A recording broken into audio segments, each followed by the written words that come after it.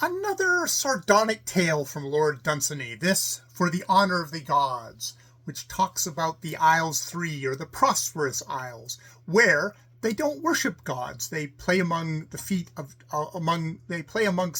of chance and herd their cattle, but they're peaceful and happy. But they've heard about these gods. And indeed, some people have come to them and told them how, wow, you can pray to these gods and they'll answer your prayers. Won't that be great?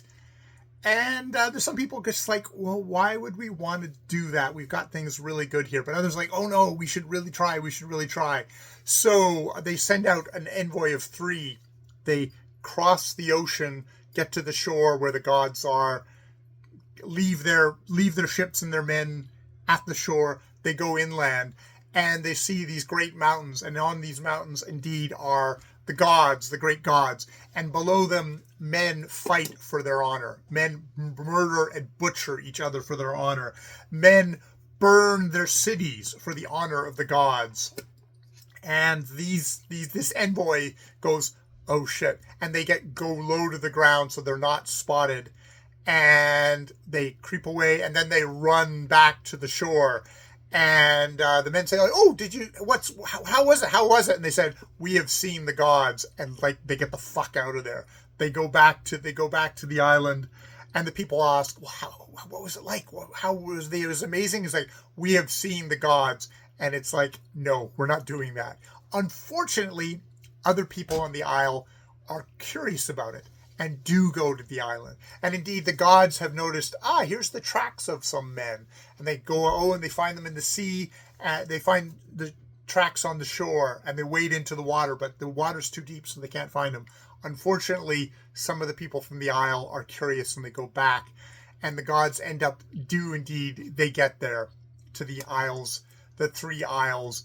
And the three different isles, all following a different god with a different aspect, attack each other and battle for the honor of the gods, turning the prosperous isles into the barren isles.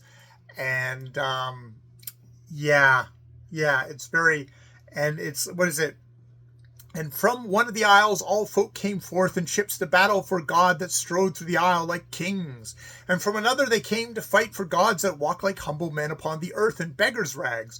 And the people of the other isle fought for the honor of the gods that were clothed in hair like beasts. It's like different sects or factions of gods, or different theologies, and had many gleaming eyes and claws upon their foreheads.